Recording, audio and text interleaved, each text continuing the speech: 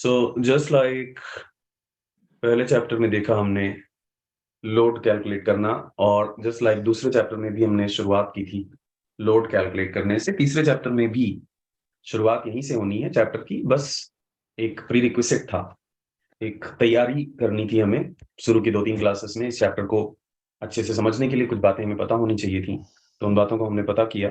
बाकी कहानी मोर और लेस वही से शुरू होती है फिर से एक बार, जहां से शुरू हुई थी चैप्टर नंबर 1 में।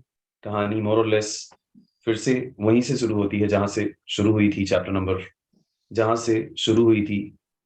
नंबर 2 में। कहानी मोर और लेस वहीं से होती है start, where it started in chapter number 1, where it started in chapter number 2। Okay, क्या दैट चैप्टर नंबर 1 में आपने देखा था कि एक इक्वल एंड ऑपोजिट फोर्स अगर लॉन्गिट्यूडिनल एक्सिस के अबाउट लगे उसे एक्सियल लोडिंग कहते हैं। चैप्टर नंबर 2 में आपने देखा था कि एक इक्वल और भैया म्यूट करो, क्या क्यों नहीं म्यूट कर रहे? म्यूटम करो थी। सो जैसे मोर और लेस आपने पिछले चैप्टर्स में चीजें फॉलो की हैं, दैट अगर लॉन्गिट्यूडिनल एक्सिस के अलोंग एक इक्वल एंड ऑपोजिट फोर्स है उसे आप एक्सियल लोड कहते हो। अगर लॉन्गिट्यूडिनल एक्सिस के अबाउट एक इक्वल एंड ऑपोजिट मोमेंट है उसे आप ट्विस्टिंग मोमेंट कहते हो। वेरी सिमिलरली अगर एक इक्वल एंड ऑपोजिट फोर्स है ट्रांसवर्स एक्सिस के अलोंग, अगर एक इक्वल एंड ऑपोजिट फोर्स है ट्रांसवर्स एक्सिस के along, if there is an equal and opposite force along the transverse axis, ऐसे लोड को हम कहते हैं shear loading। and very similarly अगर एक equal and opposite force है सॉरी एक equal and opposite moment है transverse axis के about, तो ऐसे लोड को हम कहते हैं bending moment। as I said, nothing changed, the story is going to be very similar here onwards, that जैसे आपने डिफाइन किया था equal and opposite load about along longitudinal axis, जैसे आपने डिफाइन किया था equal and opposite force along longitudinal axis, और इसे आपने नाम दिया था एक्सियल लोडिंग का। एंड सेकेंड चैप्टर में आपने डिफाइन किया था equal and opposite moment about longitudinal axis. अगर कोई कंफ्यूजन हो तो मैं इनफैक्ट एक 3 डायमेंशनल रिप्रेजेंटेशन भी दे सकता हूं सो दैट कोई कंफ्यूजन ना हो। So let's give it a 3-dimensional representation so that we have that visualization ready for us. So here it goes. This is the cross section and this is the longitudinal axis of the cross section. So, and this is again the cross section and the longitudinal axis. This is again the cross section and the longitudinal axis will be perpendicular to the cross section. Here again, here again, here again. So यहाँ पर भी हाँ, ये अलग बात है कि पहले चैप्टर में क्रॉस सेक्शन का शेप कैसा भी हो सकता था, लेकिन दूसरे चैप्टर में आपके पास एक रिस्ट्रिक्शन था कि वो सर्कुलर ही होना है, क्योंकि आपके सिलेबस में सिर्फ सर्कुलर शाफ्ट्स के लिए टॉर्सनल लोडिंग है। So this is longitudinal axis. Cool. Similarly, अगर फोर्स ट्रांसवर्स एक्सिस के अबाउट या अलोंग लगना है तो हम उसे कहते हैं shear loading. If the force is going to act along transverse axis. Now what exactly is transverse axis?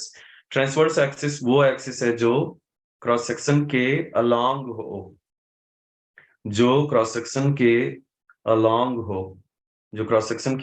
हो, उसे हम कहते हैं ट्रांसवर्स एक्सिस। इसी के पैरेलल, इसी के अलोंग, इसी पे टेंजेंशियल, इसी के पैरेलल, इसी के अलोंग, ये हो गया shear load। ओके, एंड जिसके लिए ये सब 3D में कन्वर्ट किया मैंने वो है फोर्थ लोड, क्योंकि वही एक ऐसा है जो ये विजुअलाइज नहीं होता कि वो ट्रांसवर्स एक्सिस के अबाउट कैसे है। ये मोमेंट एक्चुअली जेड एक्सिस के अबाउट है। अगर आप ठीक से विजुअलाइज करना चाहें, और वो जेड एक्सिस इस क्रॉस सेक्शन के अलोंग एक एक्सिस है। ये मोमेंट एक्चुअली जेड एक्सिस के अबाउट एक मोमेंट है, और जेड एक्सिस क्रॉस सेक्शन के अलोंग एक एक्सिस है, तो वो एक ट्रांसवर्स एक्सिस है जेड एक्सिस। ओके, बट तो definition is all the way same pattern following that पहले चैप्टर में आपने देखा equal and opposite force along longitudinal axis, दूसरे चैप्टर में आपने देखा equal and opposite moment about longitudinal axis, equal and opposite moment about longitudinal axis, equal and opposite moment about longitudinal axis, and welcome to chapter number 3, जहां आप देखने वाले हो equal and opposite force along transverse axis, equal and opposite force along transverse axis,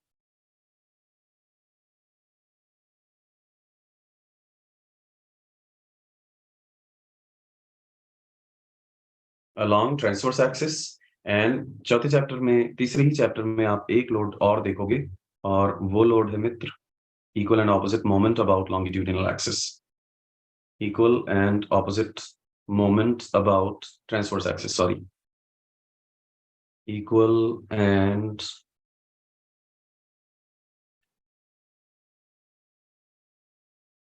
opposite moment about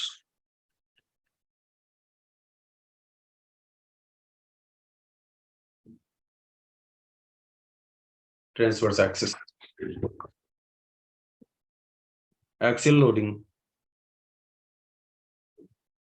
में दो possibilities हैं, एक को प्लस कहा, दूसरे को माइनस। टॉर्सनल लोडिंग में भी दो पॉसिबिलिटीज हैं, एक को प्लस कहा, दूसरे को माइनस। शेयर लोडिंग में भी दो पॉसिबिलिटीज होंगी, शेयर लोडिंग में भी इसी तरह से दो पॉसिबिलिटीज होंगी, एक को फिर से एक को प्लस कहेंगे और एक को माइनस। जस्ट लाइक पहले चैप्टर में आपने एक्सियल लोडिंग के साथ देखा है, दो पॉसिबिलिटीज हैं, एक को प्लस कहेंगे, दूसरे को माइनस ट्रीट करेंगे। सेकंड चैप्टर में आपने देखा है टॉर्सनल लोडिंग, दो पॉसिबिलिटीज हैं, एक को प्लस ट्रीट करेंगे, दूसरे को माइनस ट्रीट करेंगे। उसी तरह से तीसरे चैप्टर में भी दो पॉसिबिलिटीज हैं, एक को प्लस ट्रीट करेंगे और दूसरे को माइनस ट्रीट करेंगे। One we are going to treat as plus, another we are going to treat as minus. And even bending moment में भी दो पॉसिबिलिटीज हैं, बेंडिंग मोमेंट में भी दो पॉसिबिलिटीज हैं, एंड फिर से एक बार एक को प्लस कहेंगे और दूसरे को, एक को प्लस कहेंगे और दूसरे को minus. One we are going to call as plus and another one we are going to call as minus. एक को प्लस कहेंगे, एक को माइनस। एंड सबसे इंपॉर्टेंट सवाल, the million dollar question, the million dollar question, that आखिर किसी भी सेक्शन पर शेयर फोर्स की वैल्यू, आखिर किसी भी सेक्शन पर शेयर फोर्स की वैल्यू कैलकुलेट कैसे करेंगे, आखिर किसी भी सेक्शन पर इस बेंडिंग मोमेंट की वैल्यू कैलकुलेट कैसे करेंगे, आखिर किसी भी सेक्शन पर शेयर फोर्स की वैल्यू कैलकुलेट कैसे करेंगे, आखिर किसी भी सेक्शन पर इस बेंडिंग मोमेंट की वैल्यू कैलकुलेट कैसे करेंगे। जवाब वही है जैसे किसी भी सेक्शन पर एक्सियल लोड कैलकुलेट करने के लिए, जैसे किसी भी सेक्शन पर एक्सियल लोड कैलकुलेट करने के लिए उसके एक तरफ से आने वाले सारे लॉन्गिट्यूडिनल फोर्सेस को सम अप करते थे। जैसे टॉर्सनल लोड कैलकुलेट करते समय, जैसे टॉर्सनल लोड कैलकुलेट करते समय एक तरफ से आने वाले सारे छोटे-छोटे मोमेंट्स को, सारे मोमेंट्स को सम करते थे, और तब जाकर आपको ट्विस्टिंग मोमेंट मिलता है। वैसे ही we are going to have shear force एक तरफ से आने वाले सारे ट्रांसवर्स फोर्सेस या सारे लेटरल फोर्सेस का सम, एक तरफ से आने वाले सारे ट्रांसवर्स फोर्सेस या सारे लेटरल फोर्सेस का सम, और वैसे ही बेंडिंग मोमेंट, वैसे ही ये चौथा फंडामेंटल लोड जिसे हम बेंडिंग मोमेंट कहा करते हैं। बेंडिंग मोमेंट किसी भी सेक्शन पर कैलकुलेट करना हो, एक तरफ से आने वाले सारे एक तरफ से आने वाले सारे ट्रांसवर्स मोमेंट्स का अलजेब्रिक सम।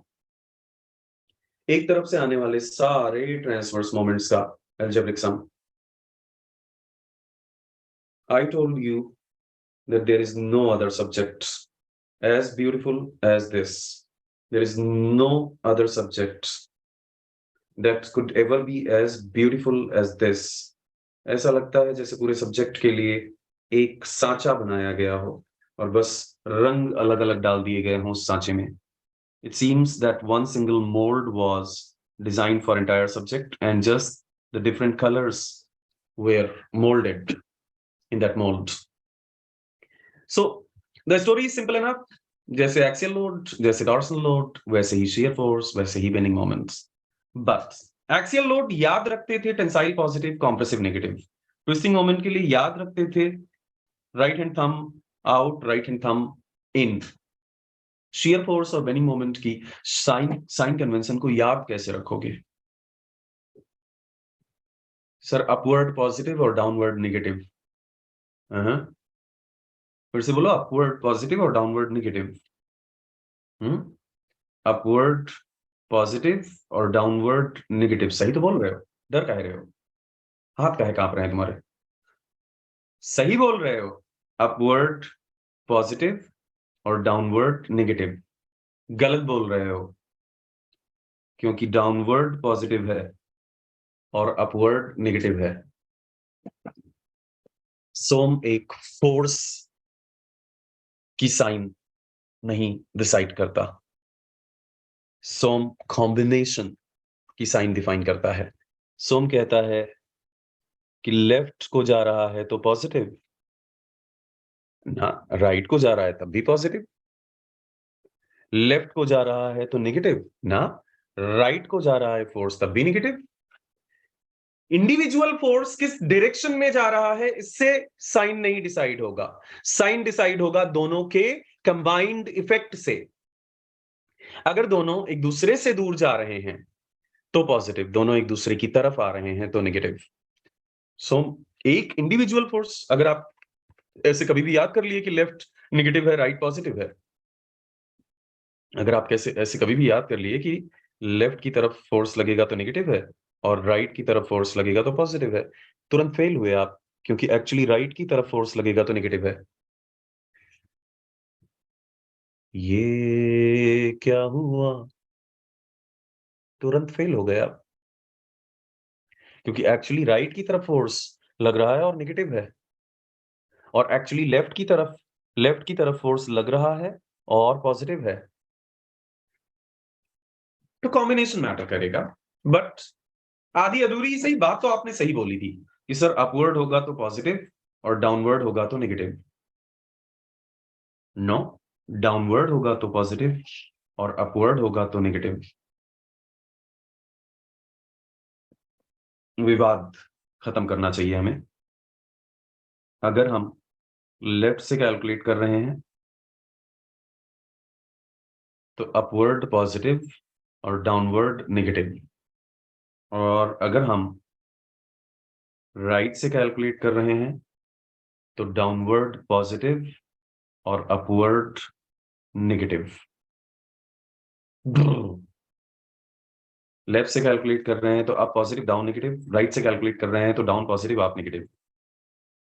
लेफ्ट से कैलकुलेट कर रहे हैं तो up positive down negative, left से कैलकुलेट कर रहे हैं तो अप पॉजिटिव डाउन नेगेटिव, और राइट से कैलकुलेट कर रहे हैं तो down positive and up negative. तो down positive and up negative. नहीं सर, मैंने ना वो क्लॉकवाइज एंटी क्लॉकवाइज से याद किया था। आपने याद किया था, आप तो इग्नोरेंट थे, लेकिन जिसने आपको फोर्स की कन्वेंशन में मोमेंट की कन्वेंशन को घुसेड़ के कंफ्यूज करने की कोशिश की, वो खुद ही क्लॉकवाइज काउंटर क्लॉकवाइज था। ठीक है, वो कभी क्लॉकवाइज कंफ्यूज, कभी काउंटर क्लॉकवाइज कंफ्यूज। तो दोस्त, पहली बात तो ये कि प्लीज उसे मत फॉलो करो। वो, बिलीव मी, यकीन करो मेरा, कि वो एक्चुअली कई बार प्रॉब्लम क्रिएट कर सकता है आपके लिए। बेटर तरीका ये है कि बेटर तरीका ये है कि लेफ्ट से अगर आप कैलकुलेट कर रहे हो तो आप, आपके लिए पॉजिटिव और डाउन आपके लिए नेगेटिव रहा करेगा। और अगर आप राइट से कैलकुलेट कर रहे हो तो डाउन आपके लिए पॉजिटिव और अप आपके लिए नेगेटिव रहा करेगा। ट्रैफिक के साथ इसे याद रखना काफी आसान हो जाता है कि जब आप लेफ्ट पे, इंडिया में लेफ्ट पे ड्राइव कर रहे होते हो, तो आपको कुछ ऐसा नया नहीं करना होता है। आपको कुछ बहुत कॉन्शियस भी नहीं रहना होता है, आपको कुछ वियर्ड भी नहीं लगता है। आपको लगता है कि हाँ भाई, यही तो तरीका है, यही तो बचपन से हम करते आए हैं। क्या? Upward positive, downward negative. जब आप लेफ्ट पर ड्राइव कर रहे होते हो इंडियन रोड्स पे, तो आपको कुछ भी वियर्ड नहीं करना होता है, कुछ भी बहुत अलर्ट नहीं रहना पड़ता है, क्योंकि आपको पता है कि आप लेफ्ट पे हो लेकिन राइट हो। आप लेफ्ट पे हो लेकिन राइट हो, आप सही हो, आप अपनी तरफ चल रहे हो। तो आपको बहुत अलर्ट नहीं रहना पड़ता। आपको पता है यही तो आप हमेशा से करते आए हैं। जो हमेशा से करते आए हैं तो बिज़नेस एज़ यूजुअल है। आप पॉजिटिव, डाउन, नेगेटिव, यही तो आप पिछले जन्म से फॉलो करते आए हो। लेकिन जब आप कभी गलती से थोड़ी दूर भी सड़क पर राइट साइड में ड्राइव करना पड़ जाता है आपको, राइट साइड में ड्राइव करना पड़ जाता है, तो आपको पता है कि कुछ बहुत अलर्ट रहना पड़ता है कि कुछ मैं कर तो ऐसा रहा हूँ जो आज तक मैंने यूजुअली कभी किया नहीं है। I am doing something that I have not usually done, and that something is treating downward as positive. जब आप राइट साइड से कैलकुलेट कर रहे होते हो, तो दरअसल जैसे रोड के राइट साइड पे आप ट्रेवल करते हो, रोड के राइट साइड से अगर आप बाइक चला रहे होते हो, तो आपको अलर्ट रहना पड़ता है और आपको पता है कि भाई ये तो आप यूजुअल बिजनेस नहीं है, इसमें आपको थोड़ा बच के चलना पड़ेगा। ये वियर्ड है क्योंकि ये आप बचपन से करते नहीं आए हो। ये आपके लिए कभी-कभी मजबूरी में किया जाने वाला काम है, और इसलिए आपको लगेगा कि अपवर्ड को नेगेटिव, ये तो मैंने बचपन से आज तक कभी नहीं सोचा था, बट यहां पर होगा। सो ट्रैफिक याद रखोगे तो ये साइन कन्वेंशन आपको कभी कभी कभी भूल नहीं सकती। एक बार फिर से बता देता हूं। अगर आप लेफ्ट से कैलकुलेट कर रहे हो तो अप पॉजिटिव है और डाउन नेगेटिव है, और अगर आप राइट से कैलकुलेट कर रहे हो तो डाउन पॉजिटिव है, डाउन पॉजिटिव है, और अप नेगेटिव है। कूल बेनिंग मोमेंट के लिए, अगर आप लेफ्ट से कैलकुलेट कर रहे हो तो क्लॉक पॉजिटिव है और एंटी क्लॉक नेगेटिव है। अगर आप राइट से कैलकुलेट कर रहे हो तो एंटी क्लॉक पॉजिटिव है और क्लॉक नेगेटिव है। So do remember this. Torsional loading का साइन कन्वेंशन याद रखना, right hand thumb rule. Axial loading का साइन कन्वेंशन याद रखना, एक्सियल लोडिंग का साइन कन्वेंशन याद रखना। Tensile positive, compressive negative. Shear और बेंडिंग के केस में left right left right left right याद रखो।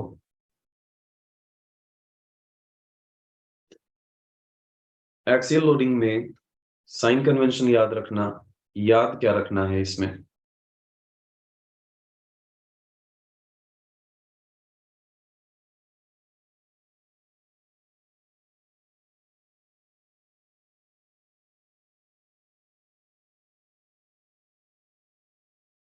राइट हैंड थंब दूर जा रहा हो तो positive, right hand thumb section की तरफ जाते हुए दिखें तो नेगेटिव। जिन्होंने टॉर्सनल लोडिंग अभी तक ना किया हो, वो इस सेकंड लाइन को इग्नोर कर सकते हैं। शेयर के केस में अभी तक आप कैसे याद रखते आए हो मुझे नहीं पता, बट आज के बाद से आपको यही तरीका फॉलो करना होगा। लेफ्ट से कर रहे तो अप पॉजिटिव डाउन नेगेटिव, और राइट से कर रहे तो राइट से कर रहे तो down positive, down positive, downward positive. हाँ, बस यही तो ट्रैफिक है। और अपवर्ड नेगेटिव। बेनिंग मोमेंट के केस में बेनिंग मोमेंट के केस में अगर आप लेफ्ट से कैलकुलेट कर रहे हो तो clock positive, anti clock negative. और अगर आप राइट से कैलकुलेट कर रहे हो तो anti clock positive and clock negative. Cool. ये है 4 तरह के लोड्स के साइन कन्वेंशन और उन्हें कैलकुलेट करने के तरीके। शियर और बेंडिंग को डिफाइन जरूर हमने कर दिया, लेकिन शियर और बेंडिंग को डिफाइन करके ना जाने क्यों एक एक्सियल लोडिंग और टॉर्सनल लोडिंग को डिफाइन करने से एक फीलिंग आ जाती है कि हाँ भाई ऐसे टेंशन, कॉम्प्रेशन या ट्विस्टिंग हो रही होगी।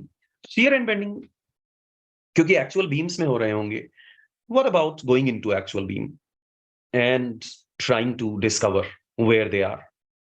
What about going to actual beam and trying to discover that do we really have something like equal and opposite force about transverse axis? या ऐसे ही हवा में डिफाइन कर रहे हैं equal and opposite force along transverse axis या equal and opposite moment about transverse axis? ऐसा कुछ एक्चुअल बीम में है क्या? ये shear force आपने डिफाइन कर लिया, ये बेंडिंग मोमेंट आपने डिफाइन कर लिया, बहुत अच्छी बात है, ग्रेट, लवली, ऑसम। लेकिन ये shear force और ये बेंडिंग मोमेंट को बीम के अंदर डिस्कवर करते हैं। Let's discover this shear force and this bending moment inside the beam कि बीम में एक्चुअली ये इस तरह की कोई चीज है भी, कहां है ये बीम में इस तरह का एक इक्वल एंड ऑपोजिट फोर्स या equal and opposite moments, where exactly are they present? Let's try to discover with the help of an example. एक छोटा सा एग्जांपल लेंगे हम लोग और उस एग्जांपल के थ्रू समझने की कोशिश करेंगे कि एक बीम में एग्जैक्टली इनफैक्ट एक काम कर सकते हैं अपन, दैट इसमें एक्सियल और टॉर्सनल को मिटा दें एंड इवन इसको भी मिटा दें। नहीं, इसको तो मेंटेन करना जरूरी है, इसको तो मेंटेन करना बाबा जरूरी है। चलो इसको मेंटेन कर लेते हैं, लेट्स मेंटेन दिस। तो शियर और बेंडिंग के बारे में चलो आइदर साइड हटा देते हैं, आइदर साइड पता है आपको, either side is the concept.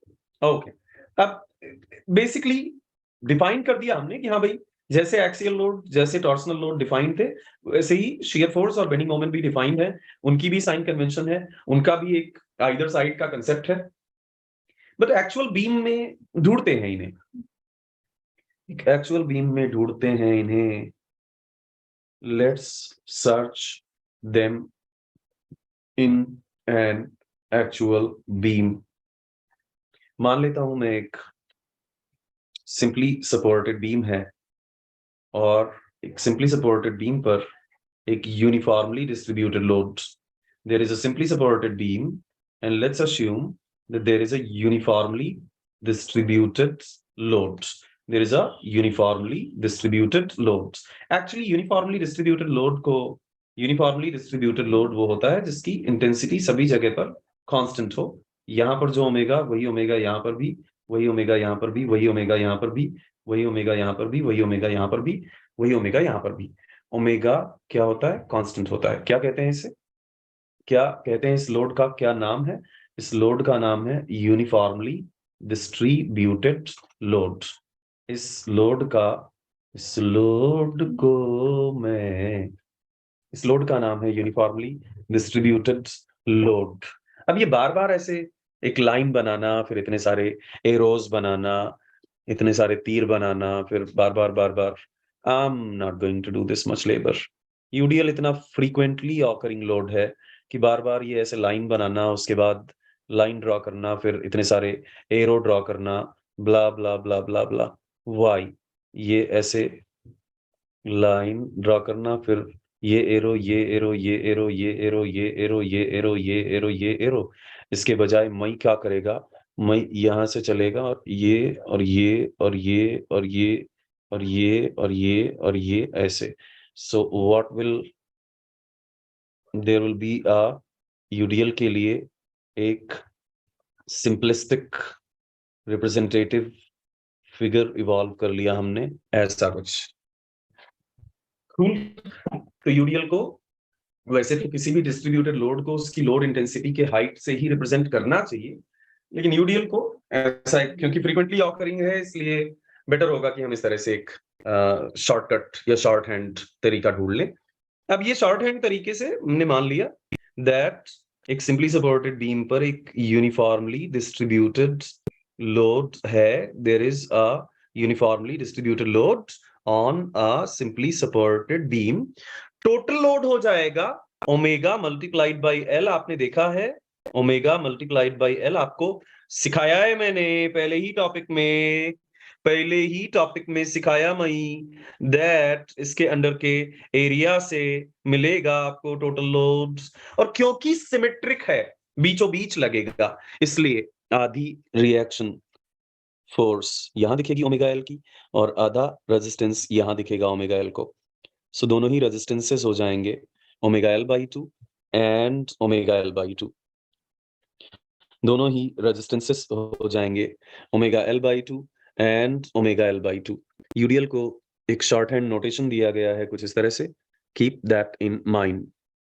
In fact I would better create more space by moving these tariqas to remember the sign convention here। ध्यान से समझियो, by moving the tariqa to remember sign convention here and then ये भी याद रख लो आप कि सिर्फ UDL के लिए, बाकी किसी लोड के लिए ऐसा काम नहीं किया गया है। यूडीएल के लिए इस तरह का एक शॉर्ट हैंड नोटेशन बना दिया। नाउ रिएक्शन समझ में आ गए दोनों, omega L by 2 omega L by 2 due to symmetry. और मान लो नहीं होती सिमेट्री तो मैंने तो पैराबोलिक लोड के लिए और मैंने तो साइनोसॉइडल लोड के लिए आपको रिएक्शंस कैलकुलेट करके दिखाए हैं। मैंने तो एक पैराबोलिक लोड भी प्रेजेंट हो सिंपली सपोर्टेड बीम पर, उसके लिए भी एक रिएक्शंस कैलकुलेट किए हैं। मैंने तो एक कैंटिलीवर बीम पर एक साइनोसॉइडल लोड प्रेजेंट था, एक साइन वेव के फॉर्म में लोड प्रेजेंट था, उसके लिए भी रिएक्शंस कैलकुलेट किए हैं, रिएक्शंस कैलकुलेट किए हैं। यहां सिमेट्री है इसलिए ऐसा कुछ आपको omega L by 2 omega L by 2 मिल गया। अब आप यहां से लेफ्ट एक्सट्रीम से किसी एक्स डिस्टेंस पर फोकस करो, लेफ्ट एक्सट्रीम से किसी एक्स डिस्टेंस पर फोकस करो एंड उस एक्स डिस्टेंस के एक तरफ से आने वाले सारे फोर्सेस पे फोकस करो। अब आप किसी, ये तो तिरंगा बन गया, सही है। तो एक तरफ से आने वाले सारे फोर्सेस पर फोकस करो, focus focus focus focus focus at all the forces acting on either side of the section। एक तरफ से आने वाले सारे फोर्सेस पर फोकस करो। किसी भी एक्स लोकेशन पर मैंने एक सेक्शन मान लिया है और उसके एक तरफ से आने वाले सारे फोर्सेस पर हम फोकस करेंगे। आई रिपीट वंस अगेन, किसी भी एक्स लोकेशन पर मैंने एक सेक्शन मान लिया है और उसके एक तरफ से आने वाले सारे फोर्सेस पर फोकस करेंगे। एक तरफ से आने वाले सारे फोर्सेस पर फोकस करेंगे। We will focus at all the forces acting on either side of that section। either side of that section, either side पे कितने फोर्सेस एक्ट कर रहे हैं बीम के एक तरफ, बीम के एक तरफ यहाँ पर कितने फोर्सेस एक्ट कर रहे हैं। एक फोर्स ओमेगा एल बाई 2 है जो एक्ट कर रहा है, और दूसरा मेरे प्यारे दोस्तों इस इतनी लेंथ का एक्स लेंथ का यूडीएल, एक्स लेंथ का यूडीएल हो जाएगा area under load intensity diagram. Area under load intensity diagram is omega multiplied by x, और एक रेक्टेंगुलर एरिया का सेंट्रॉइड मिड पर होता है तो उसे हम उस इक्विवेलेंट को एग्जैक्टली बीच में लगता हुआ मान सकते हैं, एग्जैक्टली बीच में लगता हुआ मान सकते हैं। We can assume that omega x acting at, we can assume that omega x acting at x by 2, acting at x by 2। Cool।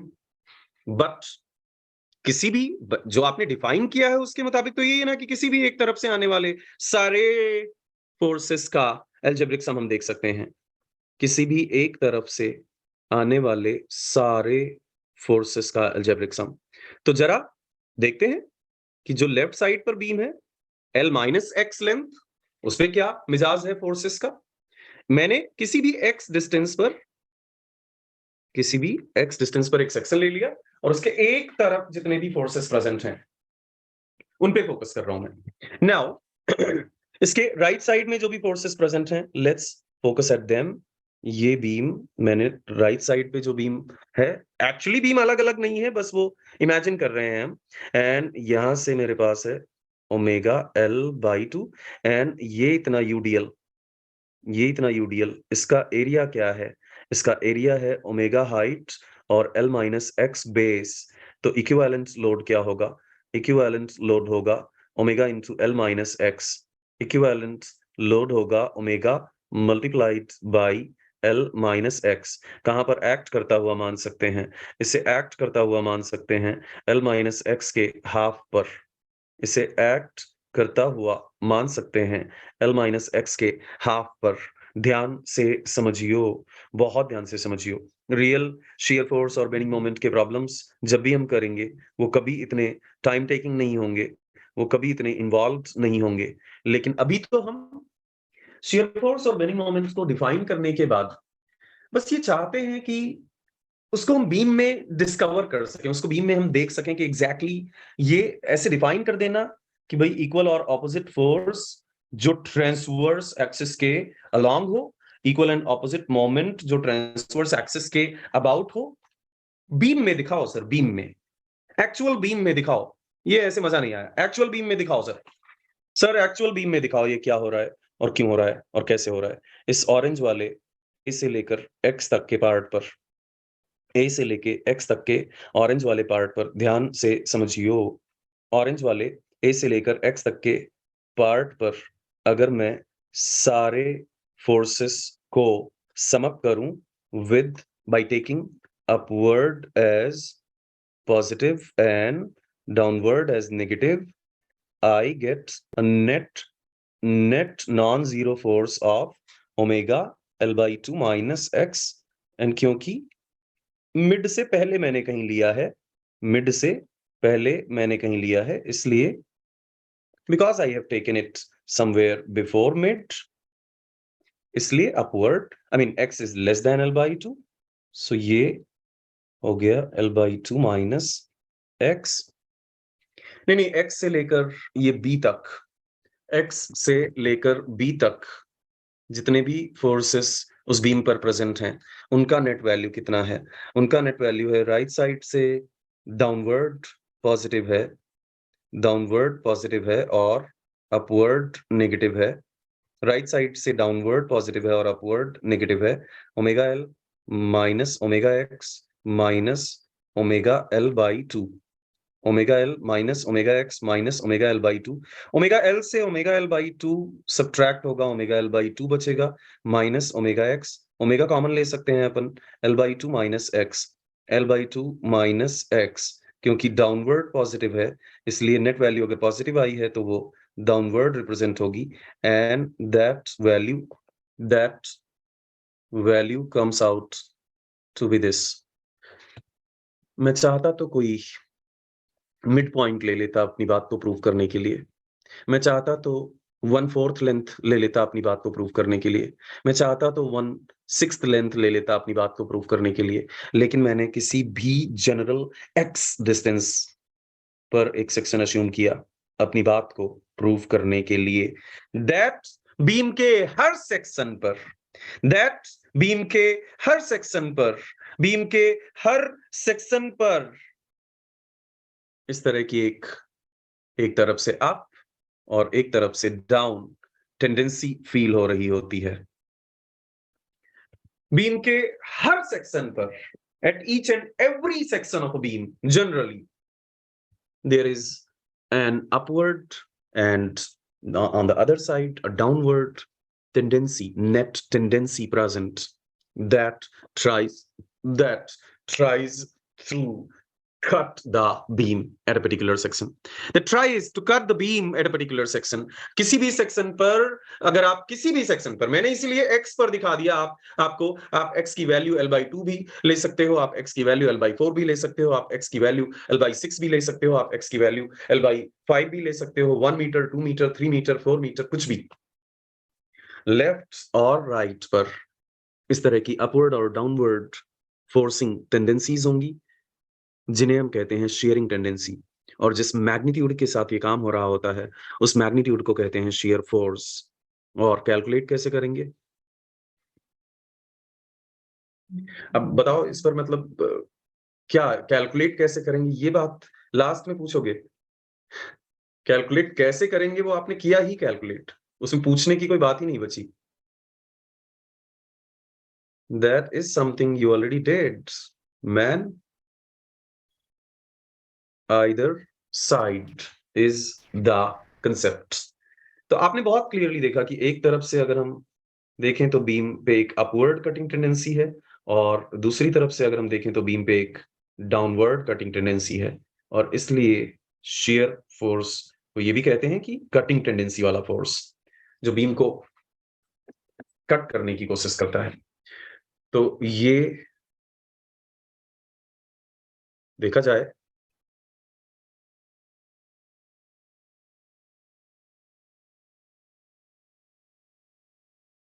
तो ये चीज बीम में ढूंढ ली हमने नहीं।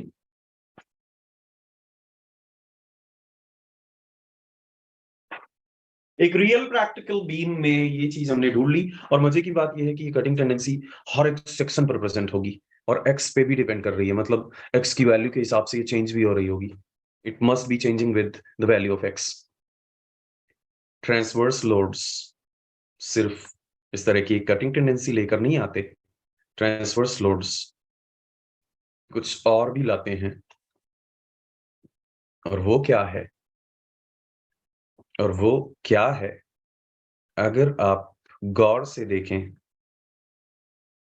तो omega L by two x के अबाउट, एक ध्यान से समझियो, बहुत बहुत आराम से विजुअलाइज करना, प्यार से और समझना। तो omega L by two x के अबाउट एक क्लॉकवाइज मोमेंट, एक क्लॉकवाइज रोटेशनल टेंडेंसी प्रोड्यूस कर रहा है, और ओमेगा एक्स एक्स के अबाउट एक counter clockwise rotational tendency produce कर रहा है। Omega L by two x के अबाउट एक क्लॉकवाइज रोटेशनल टेंडेंसी प्रोड्यूस कर रहा है, और जो ओमेगा एक्स है, एक्स लेंथ के डिस्ट्रीब्यूटेड लोड का इक्विवेलेंस, एक्स लेंथ के डिस्ट्रीब्यूटेड लोड का इक्विवेलेंट, डिस्ट्रीब्यूटेड लोड का रिजल्टेंट, डिस्ट्रीब्यूटेड लोड का हाइपोथेटिकल परिणामी बल। परिणामी बल, हाँ हाँ, हिंदी मातृभाषा वाले हैं ना हम लोग 12th तक पूरी पढ़ाई हिंदी में। फिर जब वहां इंजीनियरिंग में आए और टीचर बोले एक्सीलरेशन, तो हमको फ्रेंच से कम नहीं लगता था, हमको इंग्लिश लगती ही नहीं थी, हमको लगता था फ्रेंच वेंच पढ़ने आ गए हैं। बहुत घनघोर स्ट्रगल, ऐसा घनघोर स्ट्रगल की अगेन, कोई किसी को अगर मजाक बनाना हो मजाक भी बना ले मेरा। मैं पहले सेमेस्टर में खूब रोया हूँ इवन, तब काफी छोटा भी था मैं, लेकिन बहुत छोटे में मैंने इंजीनियरिंग कर ली। मैं अगर अपनी इंजीनियरिंग की फोटो दिखाऊंगा तो आप लोग कहोगे कि ये आपके 10th की फोटो है। जैसे किसी ने वो पगली वाले वीडियो के लिए कहा ना कि सर आप कॉलेज में थे क्या, क्या तब। पगली वाला वीडियो जब मैंने बनाया था तो मैं 4-5 साल ऑलरेडी पढ़ा, 4 साल पढ़ा चुका था, 4 साल, हाँ, 16 या 17 में। सर आप जैसे पढ़ा रहे हैं इसके पीछे कितना स्ट्रगल है सर, नजर आ रहा है। Thank you. There is of course a lot of struggle, and अच्छी बात यह है कि अच्छा हुआ स्ट्रगल हुआ, क्योंकि वो स्ट्रगल ना होता तो शायद, वो कहते हैं ना कोयला घिस घिस के, कोयला तपकर ही हीरा बनता है। जब तक कोयले को तपाया नहीं जाएगा तब तक वो हीरा नहीं बन सकता, नेवर। आपके पढ़ाई में डेप्थ है सर बहुत। ये डेप्थ आपको ऊंचाई तक पहुंचाए बस, और क्या, तभी मीनिंगफुल है। नाउ मोमेंट भी देखेंगे, and moment is going to be what, moment is going to be what X के अबाउट। अगर मैं इस ए से लेकर एक्स तक की बीम पर फोकस करूं, और मैं देखूं कि एक्स के अबाउट क्या मोमेंट है फोर्सेस का, फोर्सेस का क्या मोमेंट है एक्स के अबाउट। तो एक्स के about omega L by two की कितनी डिस्टेंस है एक्स से, ये ध्यान रखना। ओमेगा एल बाई टू की कितनी डिस्टेंस है एक्स से, एक्स से एक्स ही डिस्टेंस है, और clockwise omega L by two की डिस्टेंस है एक्स, और क्लॉकवाइज ओमेगा एक्स की डिस्टेंस कितनी है, ओमेगा एक्स की डिस्टेंस है एक्स बाई टू, और काउंटर क्लॉकवाइज ओमेगा एक्स की डिस्टेंस है एक्स बाई टू, और काउंटर क्लॉकवाइज। खूल आपको मिलता है सर, आपको ये ध्यान रखना लेफ्ट से कर रहे हैं, इसलिए क्लॉक को पॉजिटिव लिखा है मैंने और काउंटर क्लॉकवाइज को नेगेटिव लिखा है। अगर मैं ओमेगा x बाई 2 कॉमन ले लूं तो मेरे पास होगा L माइनस एक्स, और क्योंकि L is greater than x, क्योंकि L is greater than x, इसलिए नेट वैल्यू पॉजिटिव हुई। अच्छा, लेफ्ट साइड से पॉजिटिव का क्या मतलब है? लेफ्ट साइड से पॉजिटिव का मतलब है क्लॉकवाइज। लेफ्ट साइड से अगर आपने कैलकुलेट किया और पॉजिटिव आ गया तो उसका मतलब क्या है? उसका मतलब है लेफ्ट साइड से अगर आपने कैलकुलेट किया और पॉजिटिव आ गया तो उसका मतलब है क्लॉकवाइज। दैट मींस इस लेफ्ट सेगमेंट पर लगने वाले सारे फोर्सेस मिलकर इस सेगमेंट को एक्स के अबाउट एक क्लॉकवाइज रोटेशन या क्लॉकवाइज मोमेंट देने की टेंडेंसी में हैं। एक्स के लेफ्ट में लग रहे सारे load omega x by 2 bracket में L माइनस एक्स मैग्नीट्यूड का एक मोमेंट एक्स के अबाउट प्रोड्यूस कर रहे हैं, एक्स के अबाउट प्रोड्यूस कर रहे हैं। लेकिन आपने तो कहा था सर कि किसी भी एक तरफ से आने वाले, अरे तो मैं कहां कह रहा हूं कि ना देखो दादा, लेफ्ट से देखा है, राइट से भी देख लो। मैंने कभी मना किया? मैंने कभी नहीं मना किया कि आप नहीं, आप लेफ्ट से ही कैलकुलेट करो। कोई भतीजा थोड़ी ना है मेरा लेफ्ट, ना राइट चाचा है। आपकी मर्जी है, आप लेफ्ट से कैलकुलेट करो, आपकी मर्जी है, आप राइट से कैलकुलेट करो। चलो राइट से कैलकुलेट करते हैं। कितने फोर्सेस थे? दो सरदार। Omega L by 2 L minus X length पर है। फिर से हम एक्स के अबाउट ही मोमेंट कैलकुलेट कर रहे हैं, इधर एक्ट करने वाले सारे फोर्सेस का। Omega L by 2 L minus X length पर है, omega L by 2 L minus X length पर है। माइंड इट, राइट से एंटी क्लॉकवाइज मोमेंट्स बनाने वाला पॉजिटिव ट्रीट किया जाएगा। राइट से एंटी क्लॉकवाइज मोमेंट बनाने वाला पॉजिटिव ट्रीट किया जाएगा। एक फोर्स और है omega into L minus x, omega into L minus x, और इसका डिस्टेंस है बच्चे एल माइनस एक्स बाई 2। इसका डिस्टेंस है एल माइनस एक्स अपॉन 2। लेकिन राइट साइड से क्लॉकवाइज मोमेंट बनाने वाला क्लॉकवाइज मोमेंट नेगेटिव ट्रीट किया जाएगा। राइट साइड से क्लॉकवाइज मोमेंट को हम नेगेटिव ट्रीट करेंगे। Omega L minus X by 2 common ले लो, ओमेगा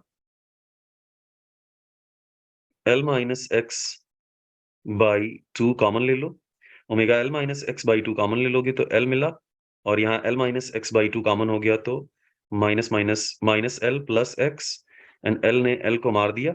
सो आपको मिलेगा ओमेगा एक्स बाई 2, आपको मिलेगा omega x by 2 and multiplied by omega x by 2 multiplied by L minus x, omega x by 2 multiplied by L minus x, क्योंकि L से तो छोटा ही है x, L से तो छोटा ही है x, इसलिए ये पॉजिटिव वैल्यू हुई। और राइट साइड से पॉजिटिव वैल्यू का क्या मतलब? राइट साइड से पॉजिटिव वैल्यू का मतलब काउंटर क्लॉकवाइज, राइट साइड से पॉजिटिव वैल्यू का मतलब काउंटर क्लॉकवाइज। इसका मतलब समझे दया, इसका मतलब राइट साइड से लगने वाले सारे फोर्सेस राइट सेगमेंट को एक्स के अबाउट एक एंटी क्लॉकवाइज रोटेशन देने की फिराक में है।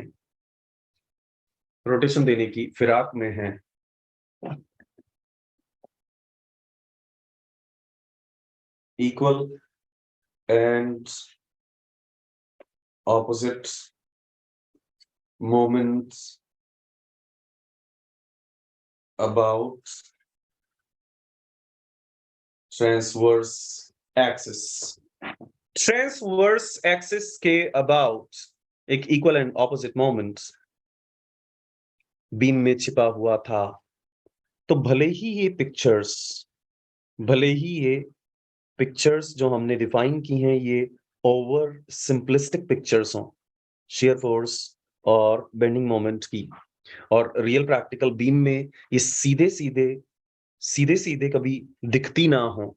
सच्चाई ये है कि जब आप किसी सेक्शन पर एक तरफ से आने वाले सारे फोर्सेस डिटरमाइन करोगे, एक तरफ से आने वाले सारे फोर्सेस डिटरमाइन करोगे, एक तरफ से आने वाले सारे मोमेंट्स डिटरमाइन करोगे, एक तरफ से आने वाले सारे मोमेंट्स डिटरमाइन करोगे, तो मेरे प्यारे दोस्तों, तो माय डियर फ्रेंड्स, आपको ये जो सिंपलिस्टिक, ओवर सिंपलिस्टिक पिक्चर्स के थ्रू शियर फोर्स और बेनिंग मोमेंट आपने डिफाइन किया था, वो पिक्चर्स रिवील होनी शुरू होंगी, वो पिक्चर्स उभरनी शुरू होंगी, वो पिक्चर्स अपने आप को आपके सामने लानी शुरू करेंगी कि हाँ है भाई, है। गौर से देखें इस बीम को, क्योंकि इस बीम में ही छिपा है ये इक्वल एंड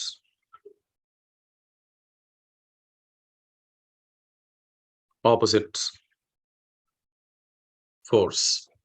गौर से देखें इस बीम को, क्योंकि इस बीम में ही छिपा है ये इक्वल एंड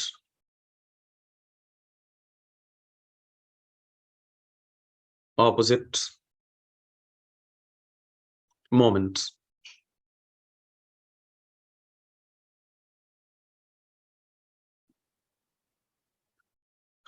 मुझे उम्मीद है कि आप शियर फोर्स और बेनिंग मोमेंट की डेफिनेशंस को, उन्हें कैलकुलेट करने के तरीकों को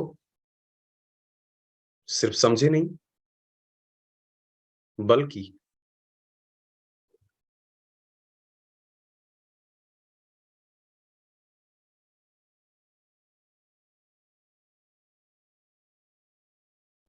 आपने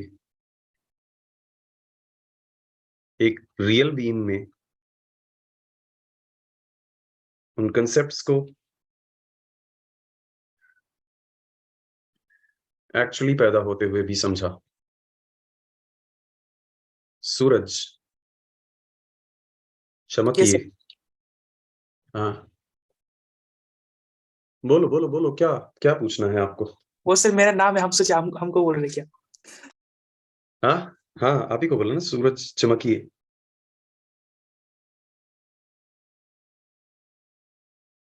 how was your dinner date sir?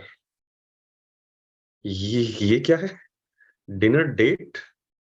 अच्छा, डिनर डेट से याद आया, कल जरूर मेरी डिनर डेट है, because tomorrow is my wedding anniversary.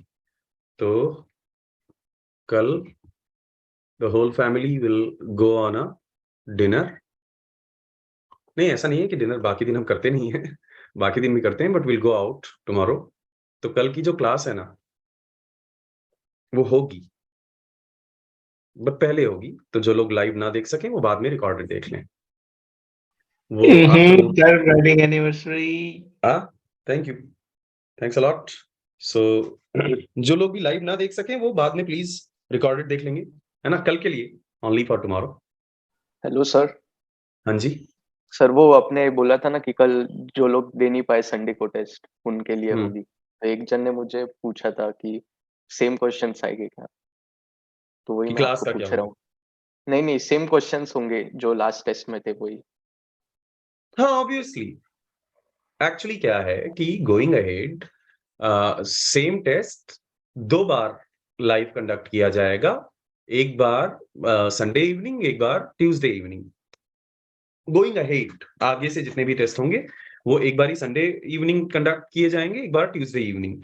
क्योंकि एक जेन्युइन इशू सामने आया है कि मान लो किसी का कुछ इमरजेंसी हो गया और वो संडे को लाइव नहीं दे पाया, so there is one more attempt, लेकिन होगा लाइव ही।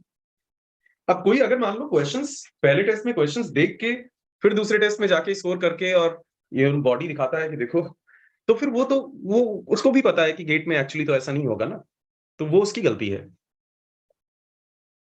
तो किसी को संडे देना है टेस्ट या ट्यूसडे देना है टेस्ट, वो फ्रीडम है, वो डिसाइड कर सकता है, बट क्वेश्चंस तो वही होंगे, same questions will be repeated.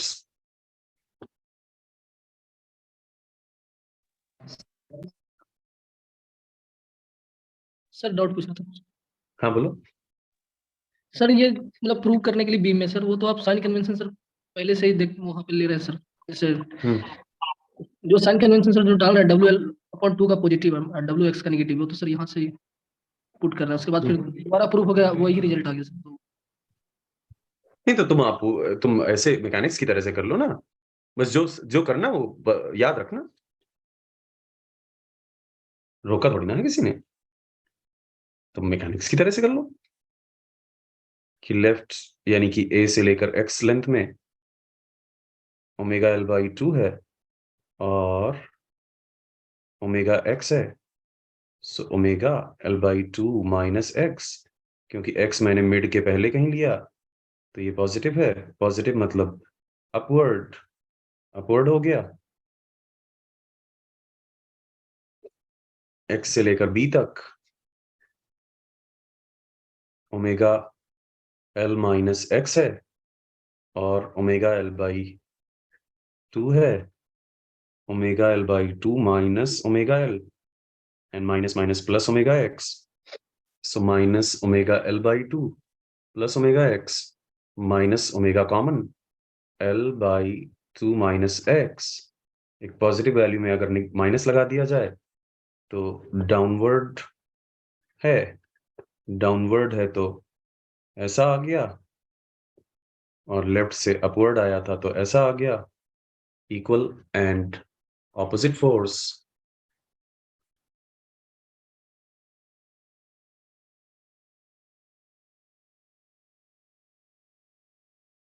क्या दिक्कत है?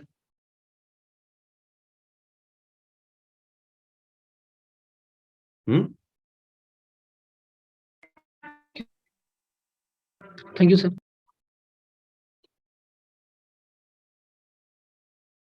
तो वो तो तुम्हारे ऊपर है, तुम कन्वेंशन क्या मानते हो क्या नहीं मानते, मानते भी हो कि नहीं मानते हो, it's totally upon you. Sir कौन सा मतलब कि बीम बनाएंगे तो जो निगेटिव वाला सर प्रूफ हो जाएगा सर कि निगेटिव है, जैसे तो इसी सर। में मिड पॉइंट के इधर मान लो सेक्शन, ओके सर। इसी में मिड पॉइंट के इधर मान लो सेक्शन, तो ये पिक्चर मिलने लगेगी, लेकिन बेंडिंग की पहली पिक्चर ही मिलेगी, बेंडिंग की दूसरी पिक्चर इस बीम में नहीं मिलेगी।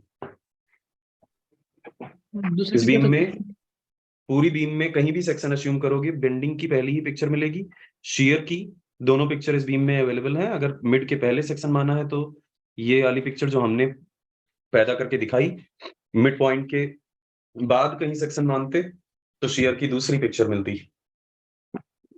जिन्होंने भी हाथ रेस किया है एक्सक्यूज मी सर। बताएं। सर जैसे टेस्ट तो दे दिए सर, टेस्ट में अगर कोई क्वेश्चन डाउट होगा तो सर वो कहाँ पे क्लियर होगा? वो बस अभी कल वाला हो जाए फिर Yes, sir. डिस्कस करूंगा। Okay sir. Actually solution discuss मैंने ग्रुप में भी लिखा था कि अच्छा आप ग्रुप में भी नहीं हो, सर हम ग्रुप में नहीं सॉल्यूशन है। हाँ हाँ आप लोग का ग्रुप बनना है तो सॉल्यूशन डिस्कस होंगे, लेकिन अभी सॉल्यूशन डिस्कस हो ही गए होते अभी तक तो, लेकिन फिर कुछ पर्सनल मैसेजेस आए मेरे पास कि सर अभी हम टेस्ट दे नहीं पाए, मिस हो गया, तो क्योंकि हम पहले बैकलॉग क्लियर कर रहे थे अपना, तो इसलिए आप टेस्ट कम से कम 2 बार तो कंडक्ट कीजिए। अब देखो ऑप्शन देना हमेशा बैड है, मैं मानता हूं ऑप्शन देना सीरियस लोगों को भी नॉन सीरियस कर देता है। रिकॉर्डेड में वीडियोस अभी ना अवेलेबल हो, अगर मैं ये बोल दूं कि 2 दिन बाद ये वीडियोस डिलीट कर दिया करूंगा मैं सारी क्लासेस, ठीक, तो सब एकदम फिर कोई नहीं बताएगा कि सर चाचा के मामा के दादा के पड़ोसी सर थोड़ा स्ट्रिक्ट हो जाए सर, लेजीनेस खत्म हो के, जाएगा। हाँ उनकी तबीयत खराब हो गई थी, तब कोई नहीं बताएगा, तब फिर सब तुरंत करना शुरू करेंगे। लेकिन उसका ड्रॉबैक भी है, ड्रॉबैक ये है कि मान लो आप कभी रिवाइज करना चाहोगे तो फिर आपके पास कम से कम वो वीडियो हमेशा अवेलेबल रहना चाहिए, वो क्लास हमेशा अवेलेबल रहनी चाहिए, कभी भी कहीं फंसे आप, कहीं कुछ डाउट हुआ फटाफट आपने उस चैप्टर में गए उस, और हमारे तो इसमें कुछ ऐसा सर्च भी नहीं करना है आपको, है ना, कोई बड़े बड़े प्लेटफॉर्म जैसा, यहाँ तो एकदम सब्जेक्ट का ड्रॉप डाउन है, उस सब्जेक्ट के ड्रॉप डाउन में L1 L2 L3, चैप्टर का नाम L1, चैप्टर का नाम L2, चैप्टर का नाम L3, चैप्टर का नाम L4, एकदम क्लियर कट हायरार्की बनी हुई है। तो वो उसके फायदे हैं, लेकिन ऑप्शन दे देना मतलब सीरियस भी कई बार नॉन सीरियस हो जाता है। बिल्कुल उसी तरह से कि आप घर का दरवाजा खोल के चले जाइए, जिसने जिंदगी में कभी चोरी नहीं की होगी उसके मन में भी चोर आ जाएगा कि एक बार दरवाजा खोल के देखते हैं, शायद बाहर वाले बरामदा में ही कुछ रखा हो, चोरी नहीं करेंगे, देख लेंगे क्या रखा है आखिर इनके यहाँ। ऑप्शन जहां दिया आपने, बाकी नॉन सीरियस को तो वैसे भी कोई नहीं जगा सकता है, नॉन सीरियस तो सोता नहीं है, सोने का बहाना करता है और उसको तो कोई जगा ही नहीं सकता। वो तो कल भी मैंने बोला था कि उसका तो एटीट्यूड ऐसा है कि क्यों खिले, नहीं खिलेंगे। उसको तो बना के भगवान भी पछताता होगा कि भाई साहब इससे अच्छे तो जानवर है, कम से कम जिस पर्पस के लिए बनाया कर तो रहे, एक दूसरे से लड़ रहे, एक दूसरे पे भूख रहे, एक दूसरे को भगा रहे हैं। एक कुत्ता बेचारा कितना भी थका हुआ हो, अपनी टेरिटरी को वो मरते दम तक बिल्कुल गार्ड करता है। इलाके में कैसे घुसा है तुम? तो इंसान में ही है ये कि उनको तो मतलब बनाने वाला भी एक बार को सोचता होगा कि भाई साहब ये कह रहा क्यों खिले हम, तो उनको कोई नहीं जगा सकता। वो कुंभकर्ण से अच्छा, सबसे कुछ ना कुछ इंस्पिरेशन लेनी भी चाहिए। अब कुछ लोग अगर अच्छे कैरेक्टर्स से इंस्पिरेशन लिए तो कुछ लोग कुंभकर्ण से भी इंस्पिरेशन ले, है ना? नहीं तो कुंभकर्ण भी बेचारा बुरा मान जाएगा। नॉन सीरियस को कोई नहीं जगा सकता, लेकिन सीरियस को सीरियस बनाए रखने के लिए कुछ स्ट्रिक्टनेस जरूरी है और इसलिए टेस्ट लाइव ही होगा। और मेरी कोशिश तो यही थी कि एक ही बार हो, लेकिन चलो एक बार का ऑप्शन दे दिया। अब एक बार का ऑप्शन दे दिया, इसमें पता है ज्यादातर जनता संडे के बजाय ट्यूसडे शिफ्ट हो जाएगी कि अभी ट्यूसडे को है ना, ठीक है। और एक दो क्वेश्चन भी डिस्कस होंगे ग्रुप में तो देख ही लेंगे, तो पहले से पता भी रहेगा, कुछ मार्क्स आ जाएंगे। नहीं, कोशिश करना संडे को ही टेस्ट देने की, अगर आपको टेस्ट का रियल बेनिफिट उठाना है तो। दूसरे राउंड में नहीं, सर पहले राउंड। सर बोलो। सर ये जो आप ये वाला जो क्वेश्चन है इसमें सर रिएक्शंस भी दोनों इक्वल लग रही है और लोड भी यूनिफॉर्मली डिस्ट्रीब्यूटेड है, तो सर जो बेंडिंग है वो तो मिड पॉइंट के अबाउट सिमेट्रिक होनी चाहिए ना? ना ना ना ना ना, मैंने कभी ये थोड़ी ना कहा कि this will be the actual shape into the beam will bend. I never said that this is the actual shape into which the beam will bend. ये सर थोड़ी ना पर कहा। दोनों बेंडिंग मोमेंट तो बराबर आ रहे हैं ना एक्स अरे लोकेशन। अरे वो हमेशा बराबर आएंगे। आप ये ऐसी बातें कैसे कर लेते हो? नहीं सर, मतलब मैं थोड़ा सा कंफ्यूज हूँ, मतलब वो तो हमेशा आइदर बराबर ही आएंगे, side. Either side is the concept से। यस सर, वो तो मुझे समझ में आ हाँ, गया, तो पर वो किसी भी बस मैं सेक्शन ये पे बराबर आएंगे। यस सर वो तो आएंगे हाँ, इसमें तो, पर अब सर आप बेंडिंग की नहीं, बेंडिंग डिफॉर्मेशंस के बारे में सोच रहे हो। समस्या ये है, आप बेंडिंग डिफॉर्मेशंस के बारे में सोच रहे हो और आपको लगा कि शायद वही लोड है। आपने मतलब ये सोच लिया कि सिर्फ मिड पॉइंट के अबाउट ही इक्वल आना चाहिए। क्यों? क्योंकि आपने विजुअलाइज किया उस बीम को बेंड होते हुए और वो ऐसे डिफॉर्म होते हुए दिखी। डिफॉर्मेशंस लोड पे डिपेंड जरूर करते हैं, लेकिन डिफॉर्मेशंस कंपैटिबिलिटी से ड्रिवन होते हैं। जब यहाँ आपने और यहाँ आपने सपोर्ट दे दिया है और एक सिमेट्रिक लोड दे दिया है, तो सबसे ज्यादा डिफ्लेक्शन या सबसे ज्यादा लेटरल डिस्प्लेसमेंट मिड पॉइंट पर ही होना ऑब्वियस है, लाजमी है। बट इसका मतलब ये थोड़ी ना कि बेंडिंग किसी भी सेक्शन के अबाउट नहीं हो रही होगी। किसी भी सेक्शन के अबाउट आप देखोगे तो बीम बेंड हो ही रही होगी about any section.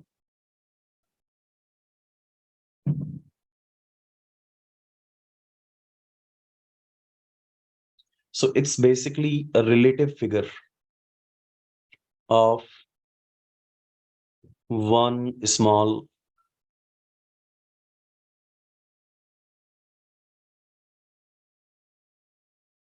little length at position X.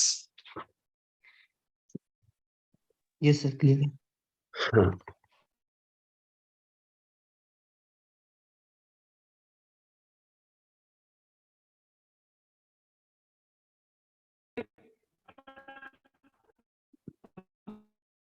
Sir hmm, sir orange वाला जो पोर्शन है सर वो भी सर उतना ही मतलब कि मुड़ेगा और ग्रीन वाला भी सर। मैग्नीट्यूड तो समझ में आ रहा है कि लोड दोनों तरफ बराबर होता है, तो ग्रीन थोड़ा सा कंफ्यूजन हो रहा है सर।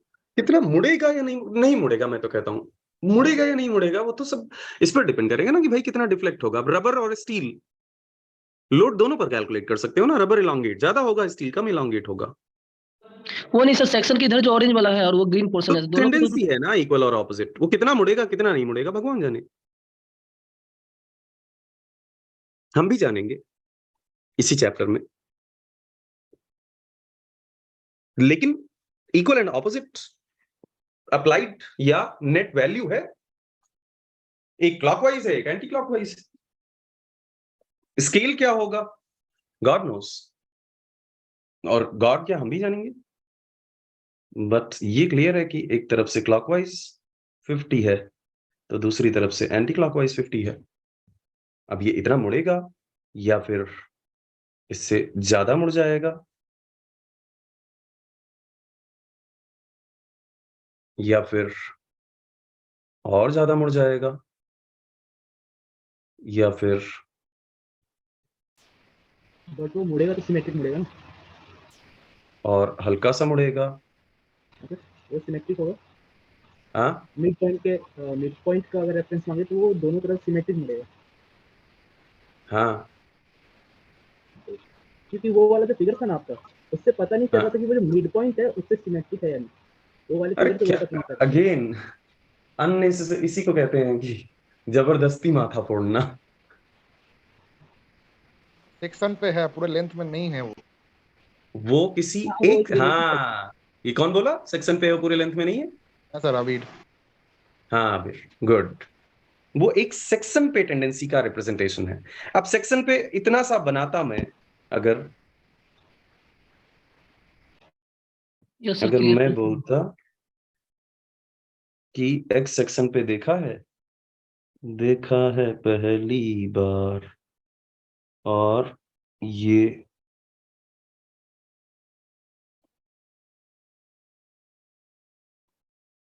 एक्स सेक्शन पर ली गई छोटी सी लेंथ थोड़ी देर बाद ऐसी दिखने लगेगी। इसमें ज्यादा समझ में आता बेंडिंग टेंडेंसी?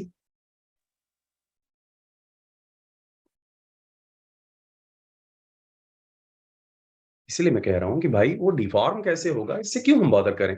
हमारा तो मेन ये है कि भाई लेफ्ट पोर्शन पे लगने वाले सारे मोमेंट्स उसको एक्स के अबाउट क्लॉकवाइज घुमाने का कोशिश किए, राइट पोर्शन पर लगने वाले सारे मोमेंट्स उस सेक्शन के अबाउट उसको एंटी क्लॉकवाइज घुमाने का कोशिश किए। एक्चुअली तो आप जानते हो कि ये पॉइंट उठकर कहीं जा ही नहीं सकता क्योंकि यहां पर सपोर्ट है।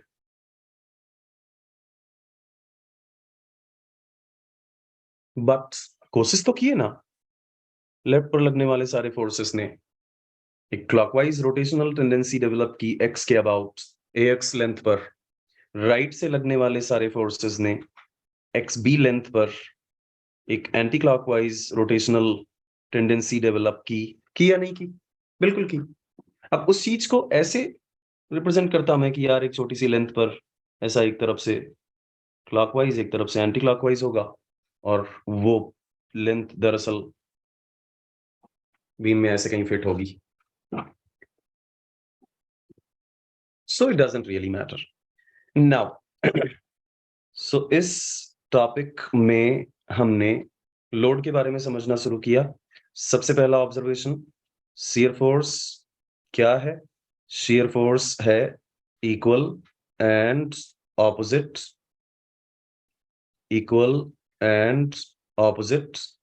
Force along transverse axis, equal and opposite force along transverse axis।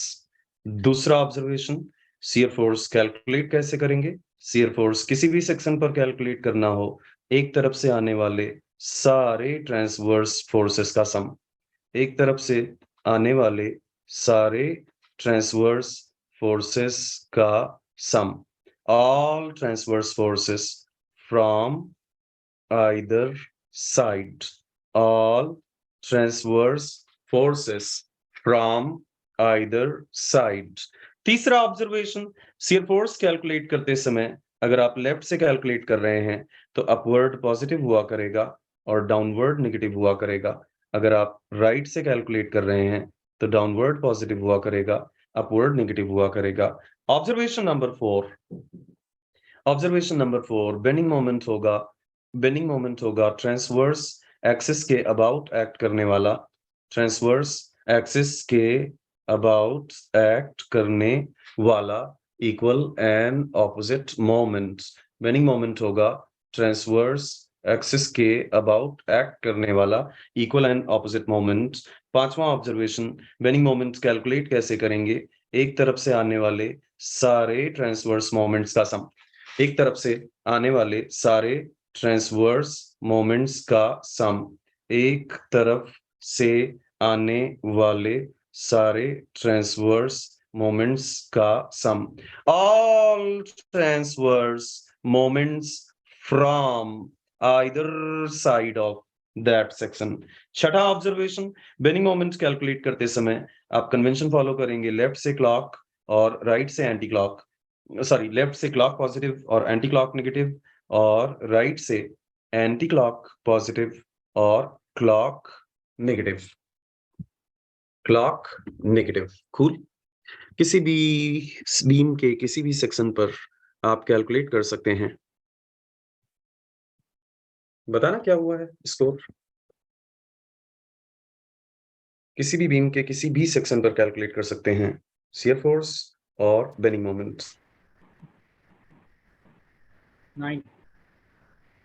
9।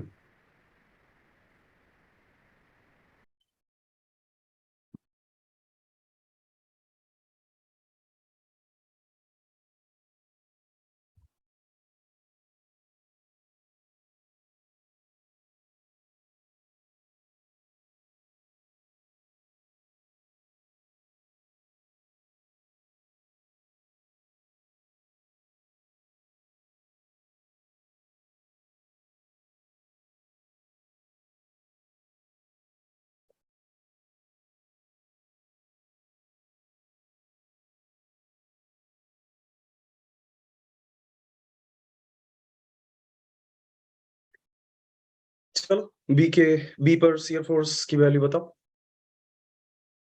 B section पर शियर फोर्स की वैल्यू बताओ। सिंपली सपोर्टेड बीम्स में अनफॉर्चुनेटली रिएक्शंस के बिना कुछ नहीं हो सकता, क्योंकि लेफ्ट से कैलकुलेट करोगे तो आर ए मुस्कुराएगा, राइट से कैलकुलेट करोगे तो आर डी हेलो बोलेगा, हेलो। लेफ्ट से कैलकुलेट करोगे तो R A will smile and right से कैलकुलेट करोगे तो R D will wave hands. तो भाई साहब रिएक्शन तो कैलकुलेट करनी पड़ेगी, आप बच नहीं सकते। And A B by the way given है आपको, A B is 2 metre and B C भी गिवन है आपको, B C is 1 metre and C D is 1 metre. B C is 1 metre and C D is 1 metre. ओ भाई साहब क्या तो टेरर रहा करता है ये इंजीनियरिंग छात्रों का। इतना आसान सा टॉपिक, इतना आसान सा टॉपिक, इतना आसान जिसका कोई जवाब नहीं है। एंड गजब टेरिफाइड रहती है जनता इससे। 600 अगर ओमेगा है और 2 मीटर में है तो इसको इक्विवेलेंट हो जाओगे 600 मल्टीप्लाइड बाई 2 एंड जो एक्ट करोगे 2 मीटर के हाफ पर। एंड 1800 न्यूटन, 1800 न्यूटन 2 + 1 3 मीटर पर अवेलेबल है, और आर डी 2 + 1 + 1 4 मीटर पर अवेलेबल है। ए के अबाउट मोमेंट बैलेंस करेंगे। ये ध्यान रखना, वैसे आप दुनिया के किसी भी तरह से वेरी करते हुए डिस्ट्रीब्यूटेड लोड से रिएक्शन कैलकुलेट कर सकते हो। हाँ, आज आपने एक सिंपली सपोर्टेड बीम जिस पर पैराबोलिक लोड था, एक सिंपली सपोर्टेड बीम जिस पर पैराबोलिक लोड था, ऐसे एक सिंपली सपोर्टेड बीम के लिए आज आपने रिएक्शन कैलकुलेट किया है, और आपने एक कैंटिलीवर बीम पर भी रिएक्शन कैलकुलेट किया है जिसपे एक साइन वेव के फॉर्म में लोड लग रहा था। लेकिन ज्यादातर आपको एसएफडी बीएमडी या एसएफ और बीएम कैलकुलेट करते समय ज्यादातर आपको शेयर ये यूडीएल यूबीएल का सामना करना पड़ेगा। हालांकि मैं आपको करवाऊंगा पैराबोलिक लोड वगैरह भी, इसीलिए मैंने रिएक्शंस कैलकुलेट करने में आगाज कर दिया है ऑलरेडी। चलो चलो चलो यहाँ ए के अबाउट मोमेंट बैलेंस करो। Tool one. ए के अबाउट मोमेंट बैलेंस करेंगे, ए के अबाउट मोमेंट बैलेंस करेंगे। टूल 1 यानी कि इक्विलिब्रियम मोमेंट बैलेंस करते हैं ए के about. Let's balance the moments about A के अबाउट मोमेंट बैलेंस करेंगे। बताओ 1200 × 1 पॉजिटिव या नेगेटिव? बोलो बोलो बोलो बोलो बोलो जल्दी बोलो। 1200 into 1 पॉजिटिव या नेगेटिव? कुछ भी नहीं सर। कुछ भी नहीं सर। सही है यार, log equal 20 clock। सब स्मार्ट हो रखे हैं। अभी हम एसएफडी बीएमडी नहीं कैलकुलेट कर रहे, अभी हम इक्विलिब्रियम कर रहे, और इक्विलिब्रियम में साइन कन्वेंशन नहीं लेना है। एक तरफ क्लॉक रखिए, एक तरफ एंटी क्लॉक रखिए, clock is equal to anti clock, everything is balanced, so 1200 multiplied by 1 is clock, and then 1800 multiplied by 3 is again clock, and RD multiplied by 4 is anti-clock, counter clock. So RD value is how much? Hello people, RD value is how 1650. much? 1650. 1650. अब जरा forces balance कर लो।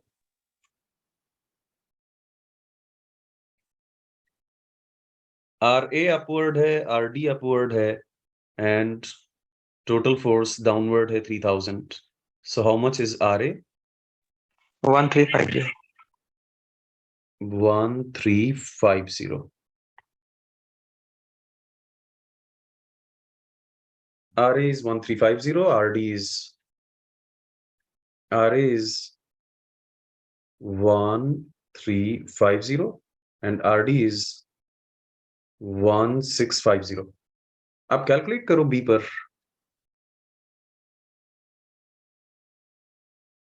Either side is the concept. एक तरफ से अगर मैं B पर shear force calculate करूं तो एक है मेरे पास 1350 आप, और दूसरा पूरा यूडीएल है, पूरा ही यूडीएल है B के लेफ्ट में, इसकी वैल्यू है 600 into 2 omega into L। Sir moment तो नहीं कैलकुलेट कर रहे, आपने डिस्टेंस से क्यों मल्टीप्लाई कर दिया?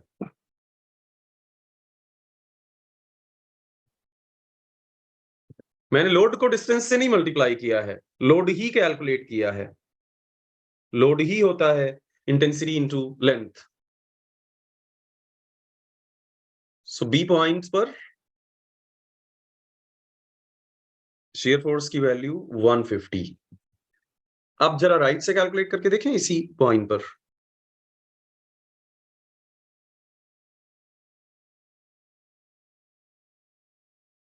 राइट से डाउनवर्ड पॉजिटिव होगा, डाउनवर्ड पॉजिटिव। हाँ, राइट से जब भी आप ड्राइव करते हो अजीब लगता है, तो अजीब कन्वेंशन जो आज तक बचपन से आज तक नहीं किया वो करोगे। डाउनवर्ड को पॉजिटिव ट्रीट करोगे और अपवर्ड को नेगेटिव ट्रीट करोगे। फिर से एक बार मिल चुका है 150, और फिर से एक बार मिल चुका है, फिर से एक बार मिल चुका है पॉजिटिव। क्या ही तो बात है।